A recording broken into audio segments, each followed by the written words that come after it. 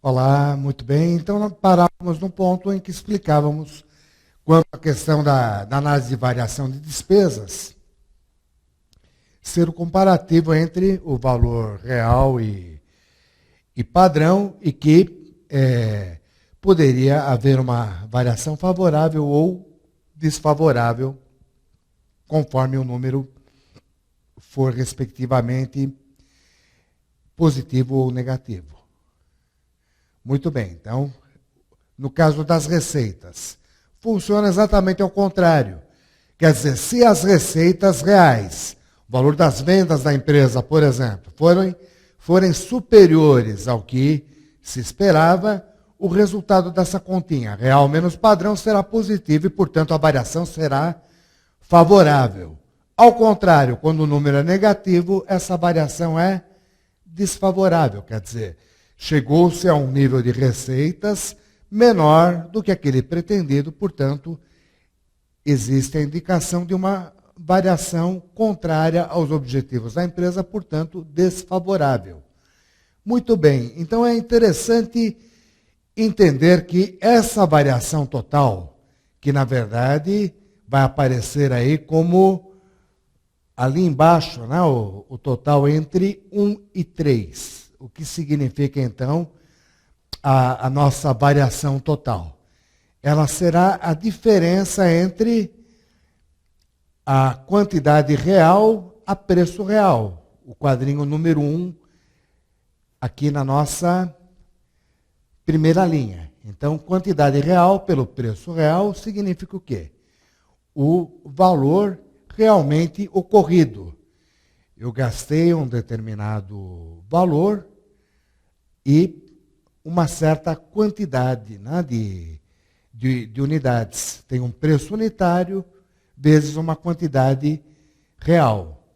Por outro lado, tenho o que eu gostaria que fosse o número. Quer dizer, eu vou ter a quantidade padrão. Quer dizer, para aquela situação, quantas unidades eu gostaria de gastar multiplicado pelo preço que eu gostaria de pagar. Então, preço padrão. Significa, então, que temos a variação total em função do quê? Do que ocorreu em termos de valor total contra o que deveria ocorrer com relação ao valor total. Entretanto, mais do que observar a variação total, que é o nosso último quadrinho, o importante é perceber o quê? Justamente o nosso miolo, quer dizer, da variação total. Quanto dela aconteceu por conta de variação de preço e quanto aconteceu por conta de variação de consumo.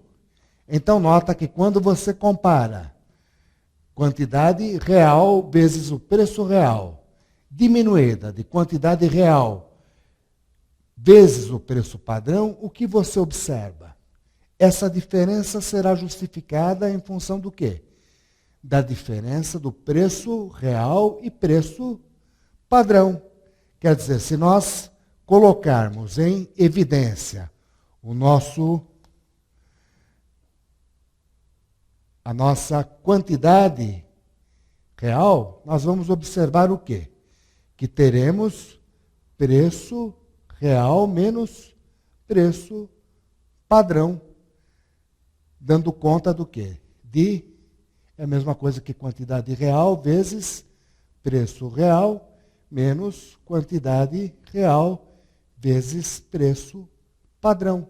Quer dizer, aqui então nós temos a nossa variação de preço. Ou seja, parte da nossa variação total é explicada por variação de preço. Já o nosso segundo pedaço, variação de consumo, nota que ela vai decorrer do quê? Da quantidade real vezes o preço padrão menos quantidade padrão vezes preço padrão.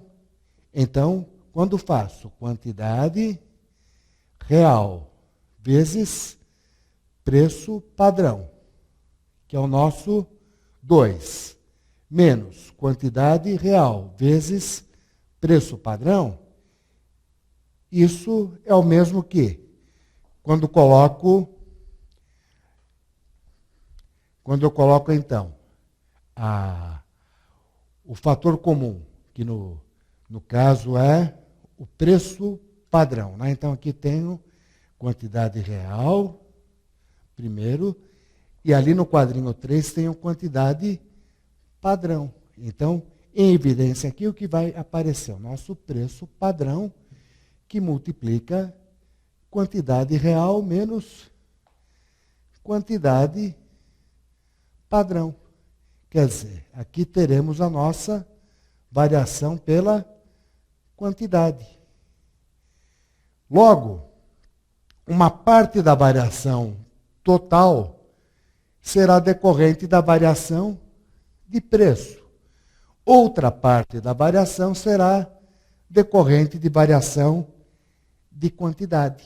Quer dizer, temos, portanto, como decompor a nossa variação total em duas partes, e isso é extremamente importante para fins de controle e de eventuais correções. Quer dizer, identificadas as variações, a administração deverá ter como principal objetivo determinar as causas e, para tanto, devem ser consideradas as seguintes possibilidades. Muito bem, então essa primeira é bem importante, né? Quer dizer, a variação é significativa ou não? Esse é um primeiro ponto, então, a ser investigado. Quer dizer, será que, na prática, existirão poucas variações quando fizermos o comparativo do real contra o orçado?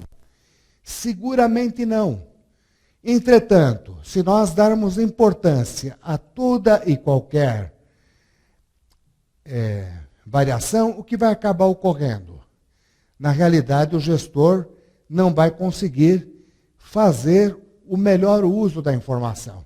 Se der importância a toda e qualquer tipo de variação, na verdade, ele vai perder a ocasião de identificar aonde estão os pontos realmente cruciais que estão comprometendo o resultado.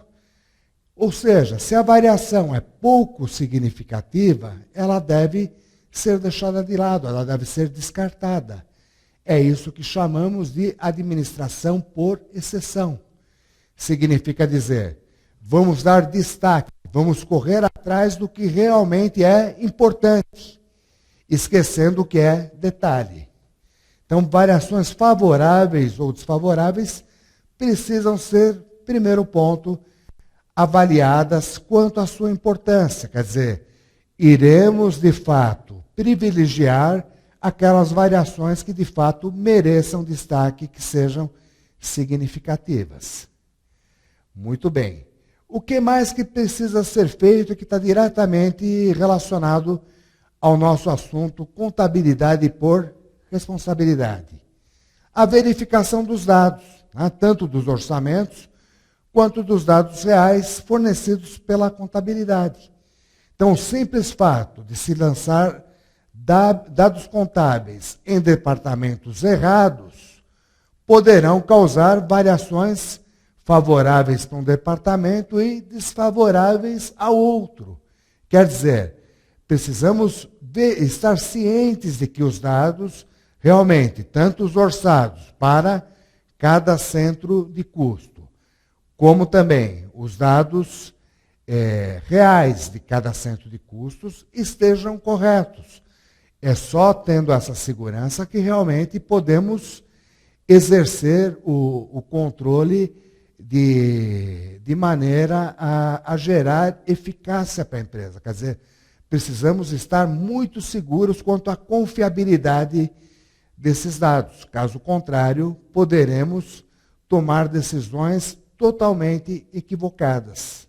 Ok? Então, note que esse também é um dos pontos apontados como causa de fracasso do orçamento. Quando você não tem segurança em relação à informação, tanto a contábil quanto aquela gerada dentro do plano orçamentário, simplesmente não há como levar adiante e com seriedade um programa de controle orçamentário. Essa verificação, portanto, é muito importante. Então, se as variações não são resultados de alguma decisão administrativa específica, quer dizer, tantas vezes você pode ter variações que acabam afetando determinado centro de custo que não podem ser atribuídas à gestão do responsável da área. Então, aqui nós temos, por exemplo, duas situações. Aumento do salário fazendo frente aos esforços de um concorrente para atrair um empregado-chave. Muito bem, então, este gestor que arcou com o salário extraordinário, muito acima de mercado, para conseguir um funcionário de destaque, né, para tirá-lo de um concorrente. Na verdade, à medida que esse empregado veio a compor aquele determinado centro de custos, tantas vezes não foi nem por decisão do próprio gestor de custos, e tampouco esse tipo de decisão pode ser misturada às decisões cotidianas. Quer dizer, é necessário entender se existe alguma causa anormal que traga alguma variação, tanto benéfica, quer dizer, favorável, quanto desfavorável para a empresa. Por exemplo, um projeto publicitário especial e não planejado. Então, naquele determinado centro de custos, lá no centro voltado às despesas com vendas, se aquele projeto não fazia parte do orçamento e existiu uma ocasião aprovada pela alta administração, no sentido de se aprovar aquele projeto não previsto no meio do caminho, é evidente que quando vierem os números reais, o que vai ocorrer? Vai aparecer um valor de despesa publicitária muito maior do que o orçado. No entanto, não pode se penalizar em termos de desempenho o responsável da área, uma vez que não havia conhecimento desse projeto, nem por parte dele e nem pela alta administração, à época em que foi feito o orçamento. Quer dizer, esse tipo de comparação não vai levar a resultados lógicos. Ok? Bem, então, o que mais que precisa ser visto antes de qualquer coisa? Né?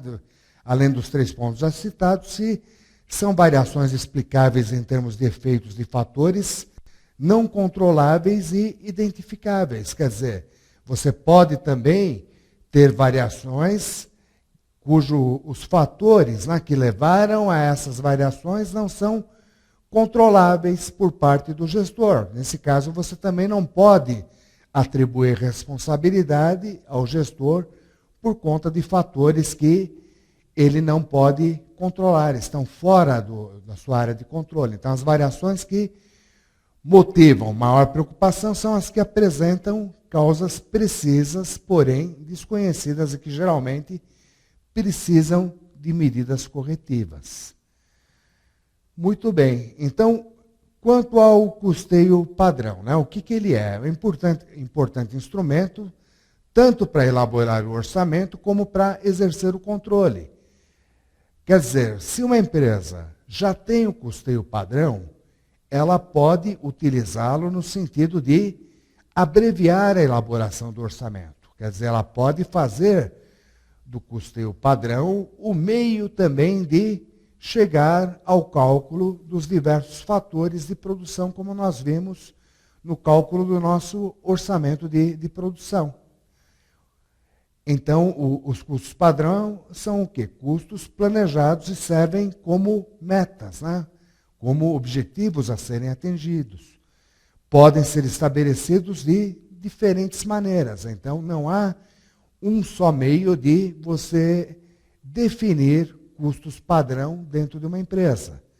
Então, você pode definir custos padrão com base na experiência histórica, quer dizer, no passado da empresa, e aí é um tanto perigosa essa estratégia, porque você pode levar à permanência de algumas situações de acomodação já existentes na empresa. Alternativamente, para evitar esse tipo de problema, você pode realizar estudos de engenharia que te levem, então, a esses padrões. Quer dizer, você vai realmente estudar em profundidade o seu sistema de produção no sentido de verificar o tipo de material que você está utilizando, o custo, os tempos de mão de obra, enfim, com base em estudos de acompanhamento, estudos de tempos e movimentos, você consegue, então, determinar qual será o custo desejável para determinados produtos. Em algumas situações, você pode também recorrer a empregados com experiência no sentido de verificar o que seria o custo desejável para cada um dos produtos ou das partes desse produto fabricado dentro de uma empresa. Então, você tem várias alternativas para se chegar a um custo padrão. E é importante entender, então, que há uma certa flexibilidade em termos de rigidez desse padrão. Quanto mais próximo você esteja de utilizar meios técnicos como o estudo de engenharia, mais rigoroso você está sendo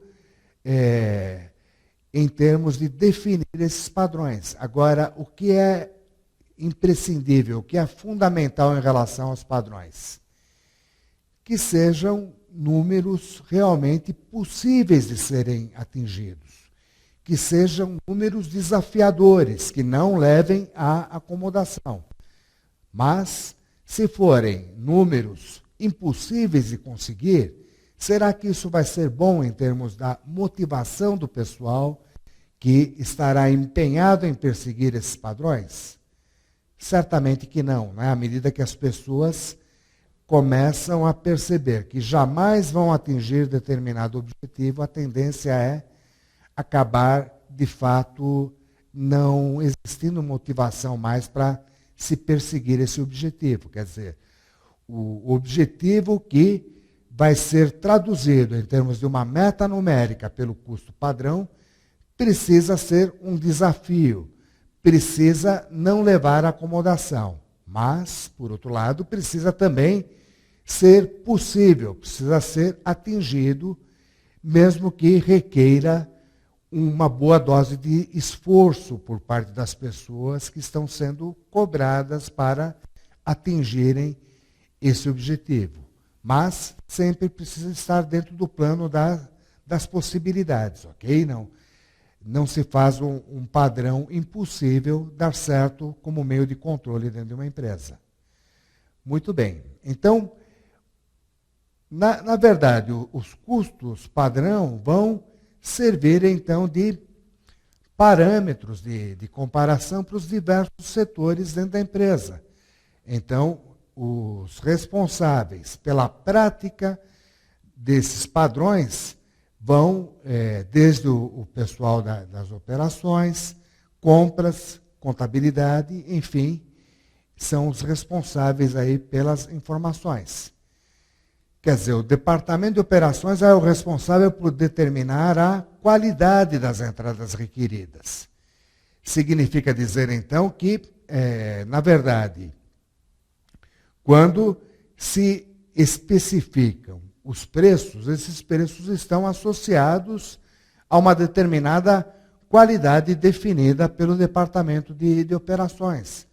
Quer dizer, se eu tenho um determinado produto no qual eu preciso usar plástico, será que eu tenho só um tipo de plástico ou tenho vários tipos de plástico com variadas resistências, com diversos níveis de qualidade? Então, é necessário que haja o quê? A especificação exata de qual é o plástico que estamos falando. E definir, então, este produto como o padrão, né? Essa matéria-prima específica, dentro desse parâmetro de qualidade, como o que se objetiva ter para produzir. Não vai ser qualquer plástico, vai ser aquele plástico determinado pelo setor de operações responsável por lidar com esse plástico. Já o setor de compras, uma vez definida a qualidade requerida, né, para aquela matéria-prima, qual será a função do setor de compras? Buscar o melhor preço possível para esse plástico. Já a contabilidade, a ela compete fazer os registros, tanto dos padrões de preços, como preparar os relatórios comparativos entre os preços reais, né, quer dizer, os preços que o departamento de compras conseguiu de fato contra o padrão, no sentido então de se verificar qual foi a eficácia com que trabalhou o setor de compras. Então, na realidade, a análise da variação da matéria-prima, ela vai se subdividir.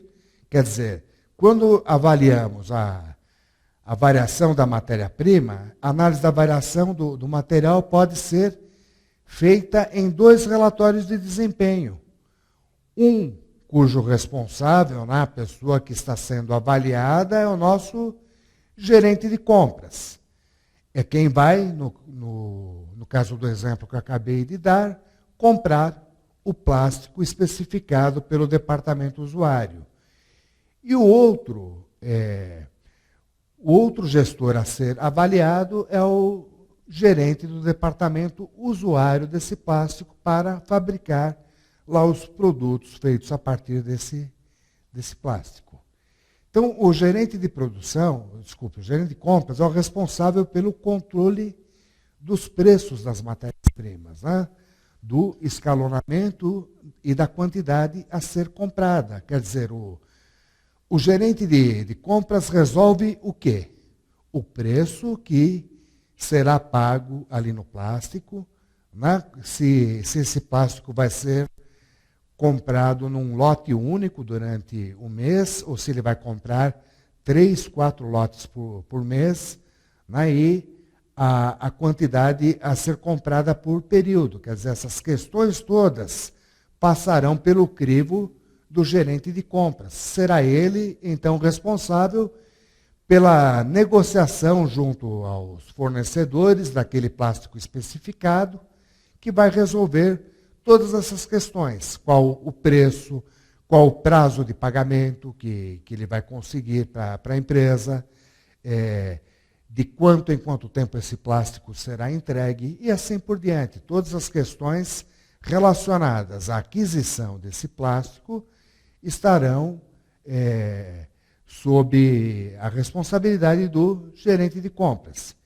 Então, ele, ao mesmo tempo, também é responsável pelo fornecimento de informações de planejamento em relação a esses itens na preparação do plano anual de resultados. Quer dizer, o gerente de compras não só faz a execução do planejamento durante o exercício normal das suas atividades, mas também é chamado, né, na hora de se fazer o planejamento para períodos seguintes. Por quê?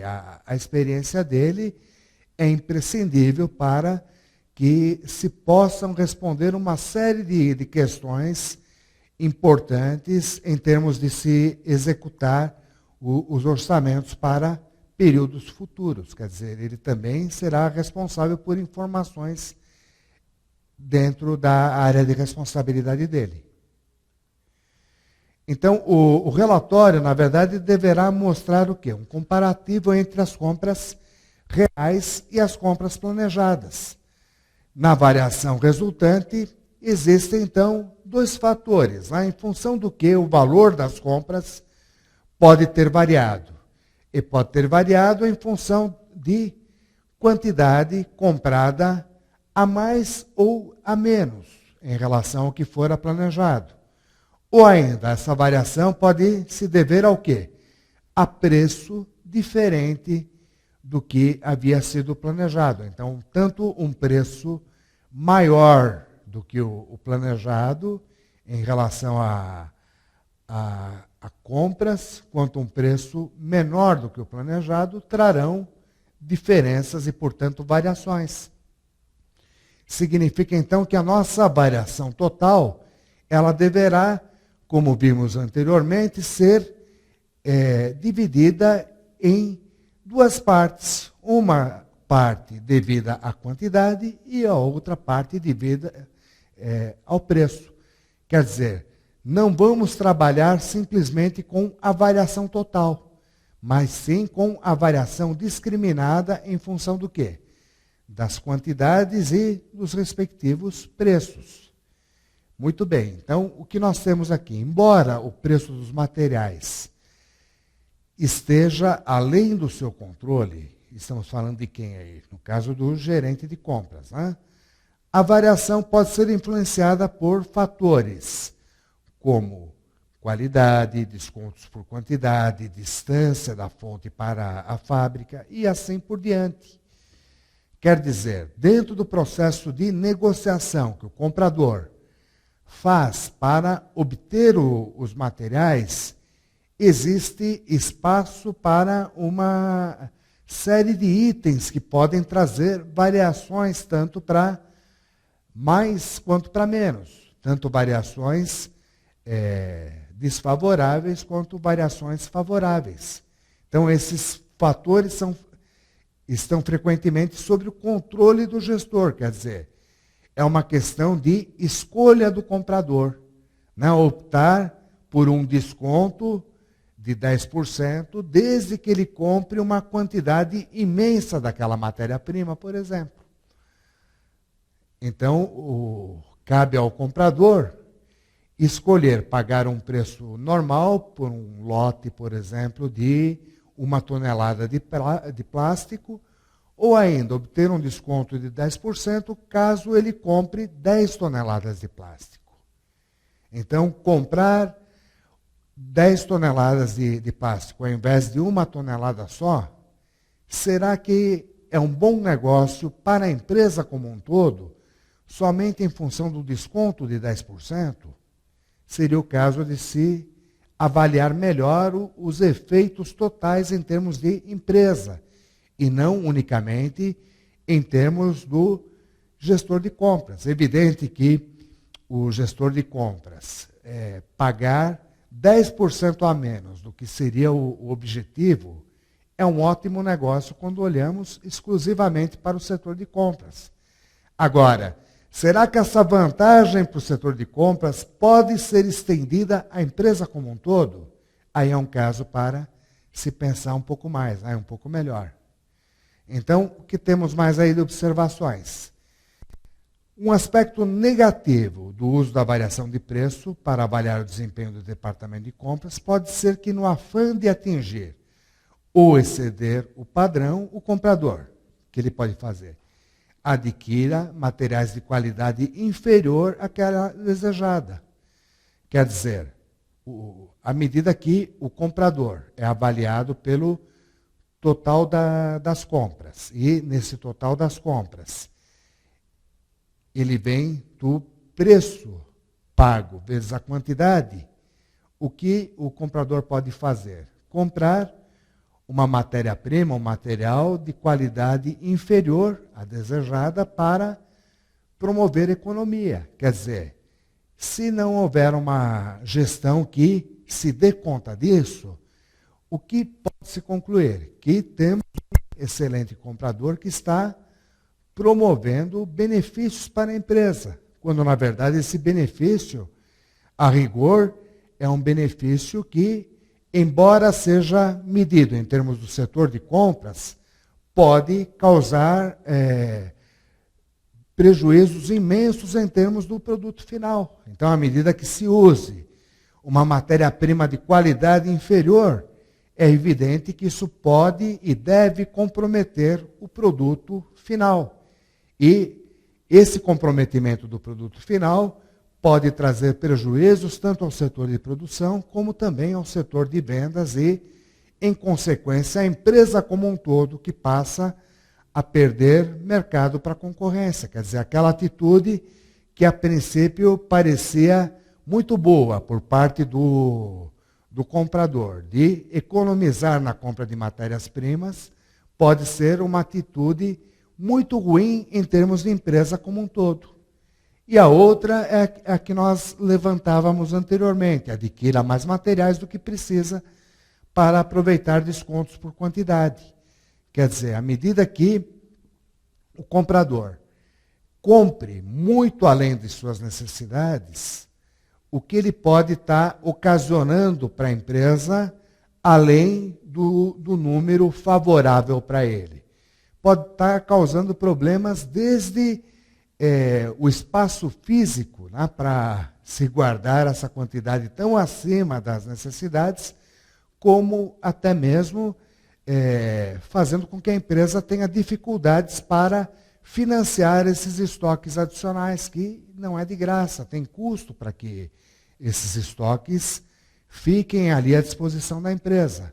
Então, se de um lado ele ganha um desconto de 10% ali na compra, de uma quantidade muito maior em relação às necessidades, por outro lado, existem uma série de consequências desfavoráveis em relação à empresa como um todo. Quer dizer, é importante que o comprador trabalhe em prol da empresa como um todo e não especificamente no sentido de mostrar um número melhor do seu setor e, com isso, se mostrar um profissional melhor do que a média, ok?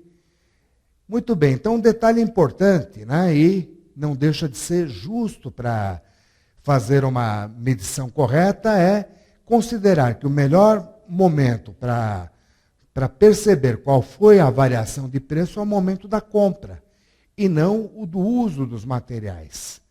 Até porque o uso dos materiais pode demorar muito tempo. Então, se computadas tais variações no momento de utilização dos materiais, poderá também ocorrer o quê? Ser tarde demais para medidas corretivas. Então, eu tenho que verificar o quê? Qual foi o preço de compra no momento de compra e comparar com o padrão, e não fazer essa comparação à medida que as matérias-primas sejam consumidas. Fazendo desse modo, eu vou perceber imediatamente o quê? Que o comprador comprou 10 toneladas de plástico ao invés de comprar 1 tonelada somente. Agora, se eu deixar para fazer isso, à medida que as 10 toneladas sejam consumidas, muito possivelmente eu vou acabar nem percebendo esse tipo de situação. Bem, então, quanto à variação dos preços dos materiais, nós temos que ela é decorrente do quê? Do preço real, vezes a quantidade real, ou seja, o valor gasto com os materiais menos o que se gostaria de gastar, que vem a ser o quê? O preço padrão vezes a quantidade real. Quer dizer, quando coloco a quantidade real que aparece nos dois parênteses em evidência, eu constato que essa variação do preço dos materiais pode ser calculada a partir do quê? Da diferença entre preço real e preço padrão, multiplicado pela quantidade real. Então, é na diferença de preço que eu vou perceber a variação de preço dos materiais. Por exemplo, se dado material tem um preço real de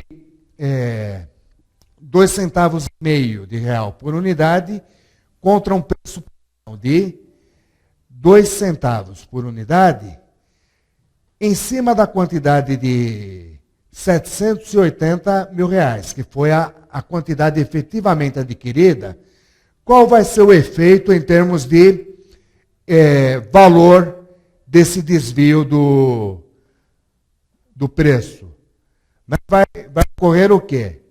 Eu vou ter o diferencial do preço real contra o preço padrão, ou seja, 2,5 centavos menos 2 centavos. Quer dizer, meio centavo é a nossa variação de preço ocorrida aplicada às 780 mil unidades. Portanto, nossa variação de preço de materiais será de 3.900. Quer dizer, gastamos 3.900 em materiais a mais do que gostaríamos, uma vez que o preço real foi superior ao preço padrão. Então, desse modo, eu consigo enxergar exclusivamente em termos de valor o quanto existiu de variação de materiais em função do preço. Agora, o que mais que eu posso enxergar ainda em relação a essa mesma variação de 3.900? Ela decorreu do quê? Eu gostaria, na verdade, de gastar quanto com matérias-primas? 780 mil, que é o nível real adquirido. Por unidade eu paguei 2,5 centavos, quer dizer, gastei 19.500, quando eu gostaria de gastar, né, o nosso padrão era o quê? Para essas 780 mil unidades, gastarmos 2 centavos por unidade, ou seja, 15.600. Enfim, gastamos 3.900 a mais do que pretendíamos. Então, nota que, à medida que apareçam esses dois números, não só os 3.900 que apareciam no quadro anterior, mas também o nosso objetivo, que era se gastar 15.600, eu passo então agora a ter a oportunidade de melhor avaliar esse número 3.900, né, o significado dele. Né? Então, na verdade, esses 3.900 de variação de preço de matérias-primas significa que gastamos 25% a mais que o objetivo, que o nosso padrão era para 700 mil unidades, 15.600, quando gastamos 19.500, ou seja, 3.900 a mais. Quer dizer, houve uma variação desfavorável de 3.900. E essa é de responsabilidade do comprador. Então, nota que no caso das matérias-primas, nós temos quem interferindo no processo de entrada e uso das matérias-primas da empresa. É o comprador que vai trazê-las do fornecedor da empresa e o usuário que, na verdade, é aquele setor onde a matéria-prima, no nosso exemplo, por exemplo, o plástico, foi utilizada. Então, nota que da variação de preço, 3.900, 25% a mais, essa de responsabilidade do comprador. Quer dizer, quem não foi bem nesse processo? Por hora, o comprador. Então, aqui estamos avaliando a responsabilidade do comprador. Quanto ao uso dos materiais, ao consumo dos materiais, como é que nós vamos medir? Então, o consumo vai ser com base no preço padrão, quer dizer, nós vamos verificar a quantidade padrão vezes a quantidade real, quer dizer, efetivamente consumida, contra o preço padrão vezes a quantidade padrão.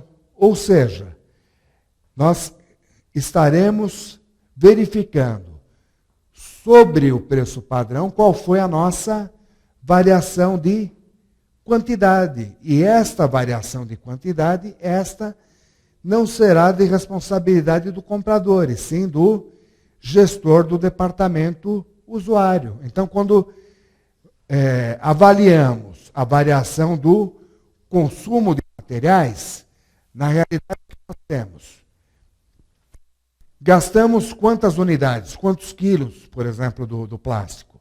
780 mil, quando o padrão para o nível de produção objetivado era o uso de 750 mil unidades.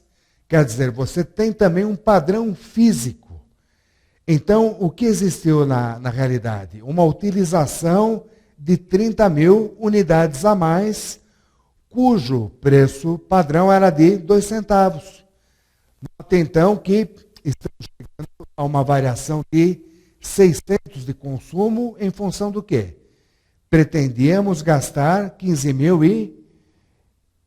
gastamos 15.600, que é o nosso dado real, contra o que nós pretendíamos gastar, que era 15 mil. Ou seja, a variação de consumo foi de 600.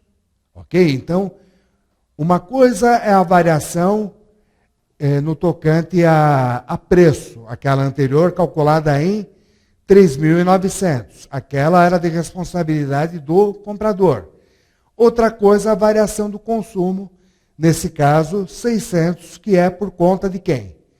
Do setor usuário da matéria-prima. Então, esse setor que utilizou, por exemplo, o plástico a mais, é que é responsável por essa variação desfavorável de 600. Então, aqui você observa de outro modo, né, que esses mesmos 600 são calculáveis através do quê? Da diferença entre quantidade real contra quantidade padrão multiplicada pelo preço padrão. Quer dizer, chegamos aos mesmos 600 de outra maneira. Então, nota-se que a variação de consumo de R$ 600 nas matérias-primas, ela é significativa, né? Ela representa 4% a mais do que era o nosso objetivo.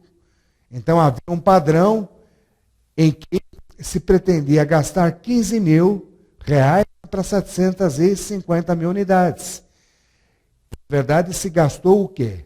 4% a mais, ou seja, 600 além dos 15.000. O gasto total foi de 15.600 e a responsabilidade por esse uso a mais de matérias-primas em relação ao que era padrão, em relação ao que era objetivo. Observe então que os objetivos, as metas, não são definidas somente em termos de dinheiro, de valores financeiros, mas também do uso de quantidades físicas. Né?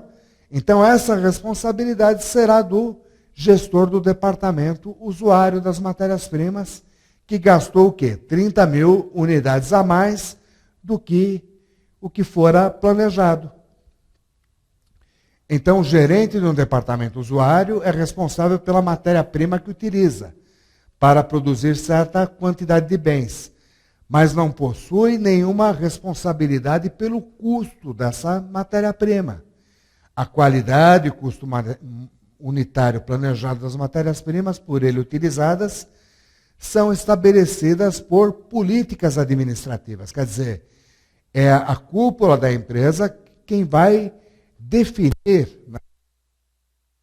de qualidade, bem como o custo unitário pretendido para as matérias-primas, e não ele, gestor ali do setor usuário dessa matéria-prima. Logo, o departamento usuário deve ser debitado, né, pelo número real de unidades usadas durante o período. Quer dizer, é este o dado de controle. Iremos, dentro do departamento usuário, verificarmos o quê? As quantidades físicas usadas, avaliados ao preço padrão orçado.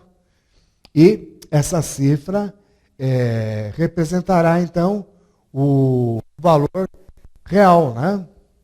Em contrapartida, o valor orçado planejado deverá refletir o número de unidades que seriam utilizadas na produção real do departamento ao preço orçado.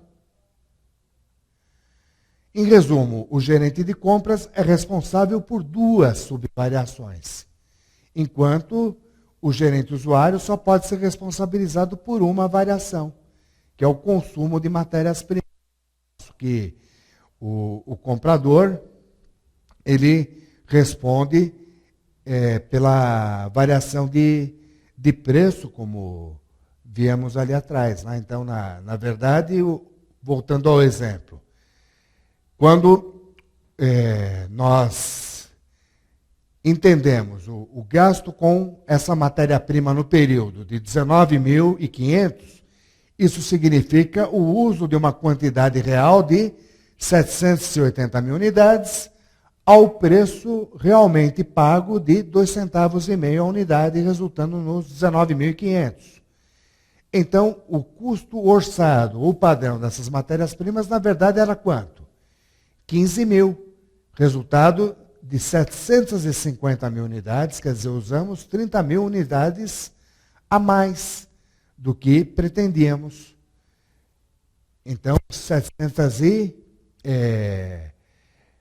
750 mil unidades a 2,5 centavos resultam em 15 mil. Quer dizer, gastamos 15 mil ao invés dos 19.500 planejados. Ou seja, a nossa variação total foi de 4.500. 19.500, o que gastamos, na realidade, para obter essas matérias-primas, contra 15 mil, que era o valor planejado para se gastar com essas matérias-primas. Muito bem, então a variação total, na verdade, foi de 4.500. Então, a quem devemos responsabilizar por essa variação total de 4.500? Será que essa responsabilidade pela variação desfavorável de 4.500 recairá somente sobre um único gestor? É isso, então, que explicamos à medida que desmembramos esse número. Então, a variação total desfavorável nos 4.500 será distribuída de que maneira? Por conta de preços de matérias-primas, a responsabilidade, então, será do comprador. Conforme nós vimos, o número fora de 3.900, em função do quê? Do preço pago a maior. Quer dizer, essa variação resultou num preço 25% maior do que era o pretendido. Já a variação de consumo também foi desfavorável. Então, o usuário da matéria-prima responde por uma variação de 600. Observa, então, que quando verificamos, né, quem foi mais culpado pela variação de 4.500? O comprador ou o usuário? Você observa nitidamente que é o comprador que ocasionou a maior parte dessa variação, ainda que o usuário também tenha tido uma certa parte da culpa dessa variação. No entanto, não há como penalizar o usuário, né, pelos 4.500, quando, na verdade, a maior parte dessa responsabilidade é do comprador. Então, o sistema de contabilidade por responsabilidade é que vai nos permitir chegar a esses cálculos de variação. Sem o sistema de contabilidade por responsabilidade, não teríamos, então, como definir, primeiro, né, que houve essa variação total de 4.500 e de quem é a responsabilidade por essa variação. Ok? Então, é a contabilidade feita em termos de responsabilidades que vai permitir essa comparação e essa divisão aí das responsabilidades. Muito bem, então, do mesmo modo que fizemos com a matéria-prima, também na hora de avaliarmos o que ocorreu com a nossa mão de obra direta, o desmembramento em termos dos fatores através dos quais se faz a avaliação, então, da variação de mão de obra. Quer dizer, o relatório de desempenho de cada departamento que utilizar mão de obra direta deverá conter um item de variação para essa categoria. Então, essa variação reflete a ação de dois fatores. A quantidade de mão de obra direta usada, quer dizer, em número de horas, e o valor da hora da mão de obra direta, quer dizer, em termos do valor horário da mão de obra direta.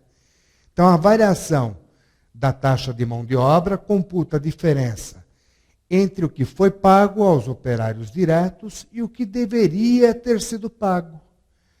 As taxas de mão de obra são bastante determinadas por forças externas, como o mercado de mão de obra, acordos sindicais, enfim, não é o tipo de variável que esteja totalmente sujeito ao controle da empresa, seja no setor usuário, né, no próprio setor de produção, ou ainda no setor de RH, que é o setor contratante dessa mão de obra.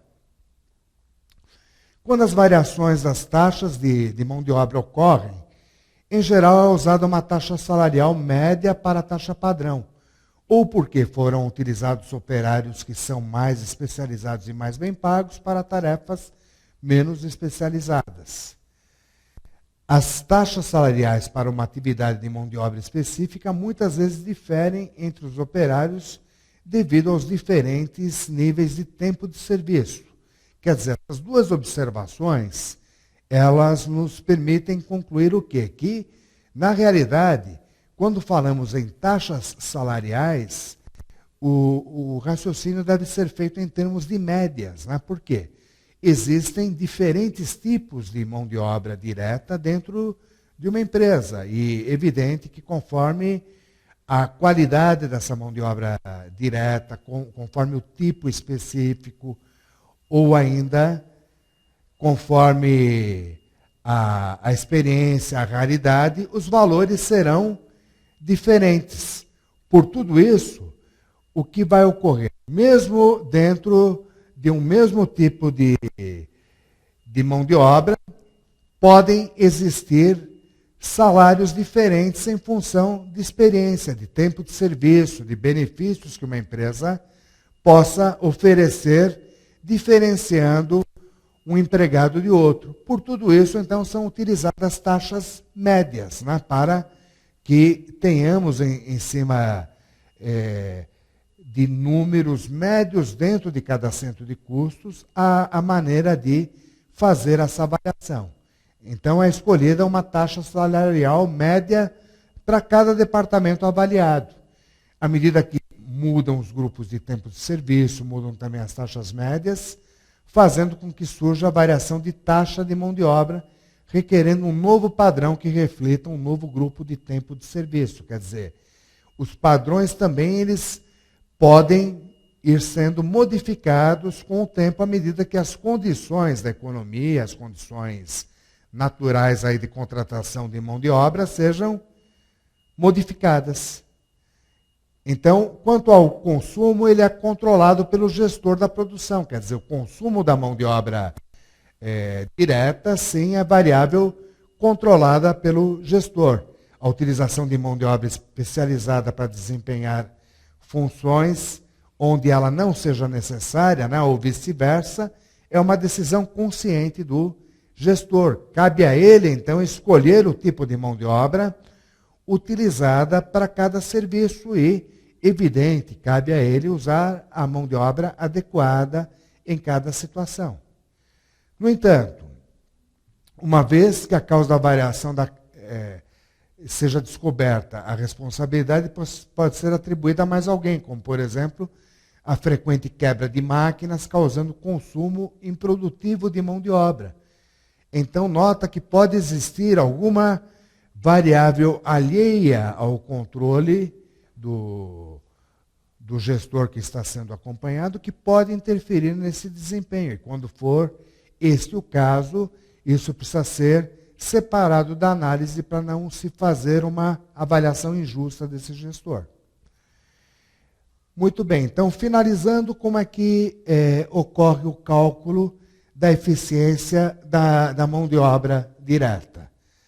Ela é calculável em função do diferencial de horas de utilização, né? Então, sobre os tempos padrão. Quer dizer, eu vejo o gasto real, que decorre do quê? Horas utilizadas vezes tempo padrão, menos horas padrão vezes tempo padrão. Quer dizer, no diferencial entre horas reais e horas padrão, vezes a taxa padrão, eu encontro o quê? O uso indevido, né? O uso a mais, no caso de desfavorável, de mão de obra. Então, imagine uma empresa onde foram consumidas 325 horas de mão de obra direta para produzir 30 mil potes de iogurte, enquanto o número de horas padrão para esse mesmo nível, 30 mil horas, seria de 300 horas, a um custo de R$ 8,00 a hora. Então, observa que o desvio será dado pelo quê? Pelo excesso de horas utilizadas em relação ao programado, que é de 300 horas. Utilizamos 325, que são as horas reais, menos as horas padrão, quer dizer, as horas permitidas, ou seja, 25 horas a mais do que pretendíamos. Se cada uma dessas horas custa R$8, então estamos gastando 25 horas vezes 8, 200 a mais do que pretendíamos. Quer dizer, há uma variação desfavorável de 200. E essa variação desfavorável de 200, então, pode ser também, naturalmente, medida em cima do valor total que se programava para essa mão de obra, se descobrindo, então, em termos percentuais, qual foi o desvio desfavorável dessa utilização a maior, né? No caso das 25 horas em relação às 300 horas. Ok? Então, daria aí alguma coisa como um uso 8% maior. Né? Nós teríamos que medir as 25 horas a mais utilizadas frente às 300, que era o nível objetivado, para verificarmos, então, em termos percentuais, qual foi a variação em cima das 300 horas objetivadas, já que o cálculo ele é feito sobre o nível de horas padrão de R$8, já que não se pode penalizar o departamento usuário dessa mão de obra pela sua taxa, já que não é controlável pelo departamento. Ok? Muito bem, então era o que nós tínhamos para hoje em termos de controle orçamentário, e note que essa etapa do controle orçamentário é de primordial importância, uma vez que de nada vai valer uma empresa ter todo um plano orçamentário feito, né, elaborado e engavetado. Na realidade, a sua utilização vai ser fazer esse controle que vai permitir que a empresa busque a eficácia, busque sua contínua melhoria. Então, é esse o propósito do controle orçamentário e sua integração com o planejamento. Foi esse nosso objetivo durante a aula de hoje, que espero que tenha sido plenamente atendido. Muito obrigado pela atenção de todos. Até uma próxima oportunidade.